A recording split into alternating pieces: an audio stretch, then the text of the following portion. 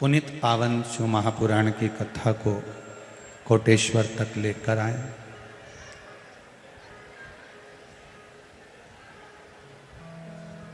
शिव पुराण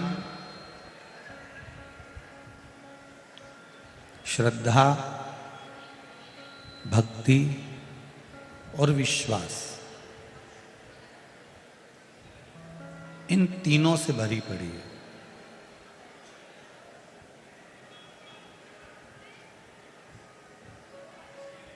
इसलिए तुलसीदास जी ने भी शिव महापुराण को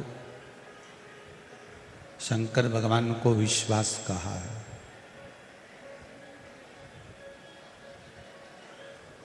इसमें श्रद्धा भी है, इसमें विश्वास भी है और इसमें भक्ति भी है। जब विश्वास जागृत होता है और विश्वास जब प्रबल होता है और विश्वास जागता कब है? जब हम श्रद्धा में सरावर हो जाते हैं, श्रद्धा में डूब जाते हैं।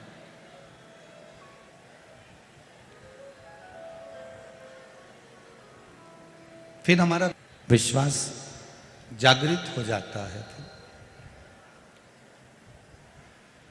और जब श्रद्धा परिपूर्ण हो गई, विश्वास भी जागृत हो गया, तब भक्ति अपने आप बढ़ती चली गई।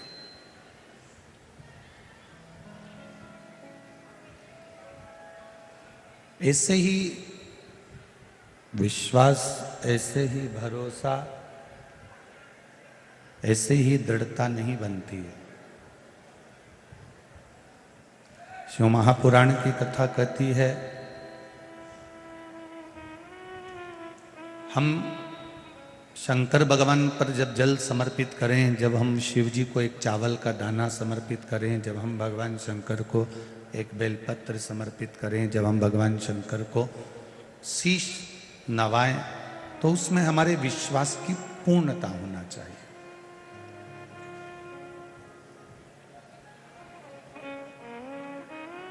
तारेगा भी यही, मारेगा भी यही।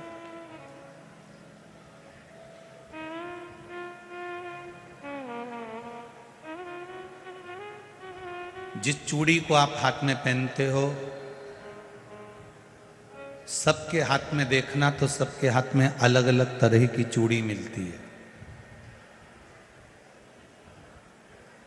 जिस पायल को आप पहनते हो, सबके पाँव में देखना अलग अलग तरह की पायल मिलती है।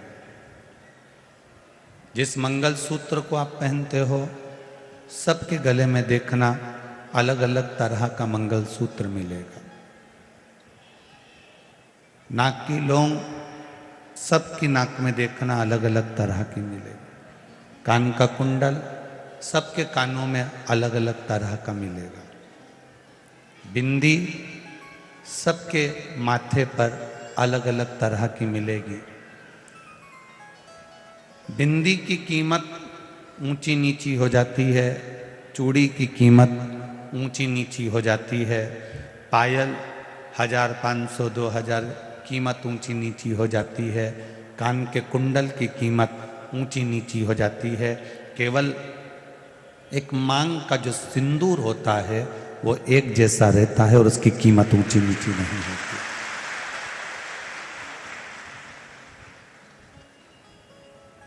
और इन सभी श्रृंगार में, इन सभी चीजों में, इन सभी चीजों में भले मांग के सिंदूर की कीमत बाजार में आप 50 रुपए का, 25 रुपए का, 20 रुपए का, 10 रुपए का लेकर आ जाओगे, पर उसकी कीमत सब जगह एक जैसी है। एक पूरे श्रृंगार में, पूरी श्रृंगार की वस्तुओं में सिंदूर एक जैसा होता है, उसी तरह उसकी कीमत बाजार में भले डब्बी में 10 रुपये 5 रुपये होगी, पर मांग में आने के बाद उस सिंदूर की कीमत बहुत बढ़ जाती है। उसी तरह तुम्हारे परिंदे में, तुम्हारे हंडे में, तुम्हारे कुएं में, तुम्हारी बावड़ी में, तुम्हारे तालाब में, तुम्हारे यहाँ जल कितना भी भरा पड़ा हो, पर एक लोटा जल जब महादेव के ऊपर चढ़ता है तो उसकी कीमत अपने आप बढ़ती चली जाती है।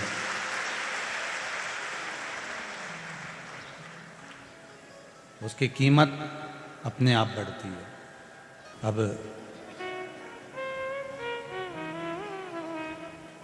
चूड़ी अलग हो सकती है, मंगलसूत्र अलग हो सकता है, पायल अलग हो सकती है, सब कीमत सबकी अलग अलग हो सकती है, पर जो मांग का सिंदूर है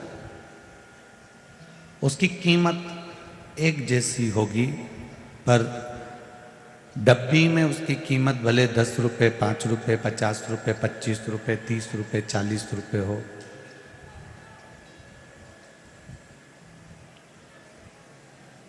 भले हो सकता है, पर मांग में आने के बाद उसकी कीमत प्रबल हो जाती है, बढ़ जाती है।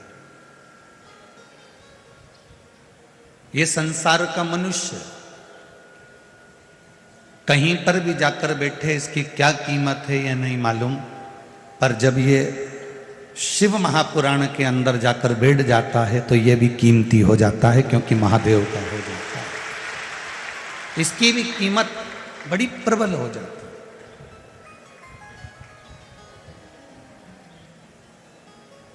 कोई साधारण कीमत वाले नहीं हो आप। भगवान के चरणों में पहुंचने के बाद जो कीमत बढ़ती है, उस कीमत का अंदाज आपको नहीं हो सकता।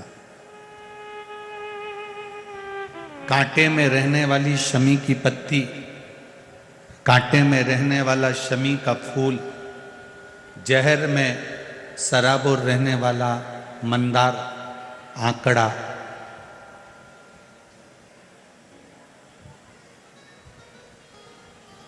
जहर में परिपूर्ण होने वाला कनेर,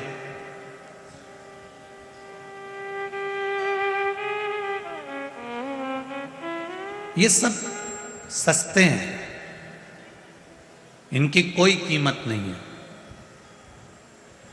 इनको ले जाकर आप किसी को दोगे तो वो उठा के बाद में बाहर फेंक देगा, उसकी कोई कीमत नहीं है। पर वही मंदार, वही कनेर, वही शमी का पत्ता जब देवाधिदेव महादेव को समर्पित हो जाता है, शंकर भगवान को चढ़ जाता है, तो वो कनेर, वो शमी का पत्ता, वो मंदार कीमत वाला हो जाता है, क्योंकि शिव का स्पर्श उसको हो गया।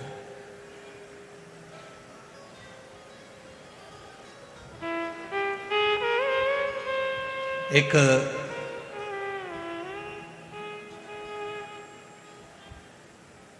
भंवरे की दोस्ती गोबर के कीड़े से हो जाती है। भंवरा उड़ते उड़ते गोबर के पास में आता है और गोबर के पास में जो कीड़ा है उससे उसकी दोस्ती हो जाती है। गोबर के कीड़े ने भंवरे से पूछा कि तुम कहाँ रहते हो? भंवरा कहता है मैं ताजे ताजे फूल पर रहता हूँ, उनका रस पीता हूँ और उनका रस ग्रहण करता हूँ।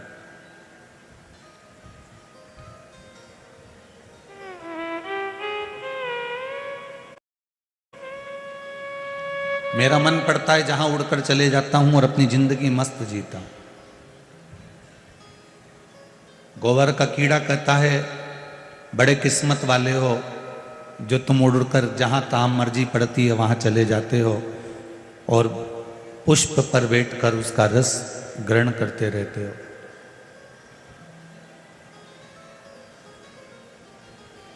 भंवरे ने कहा गोबर के कीड़े से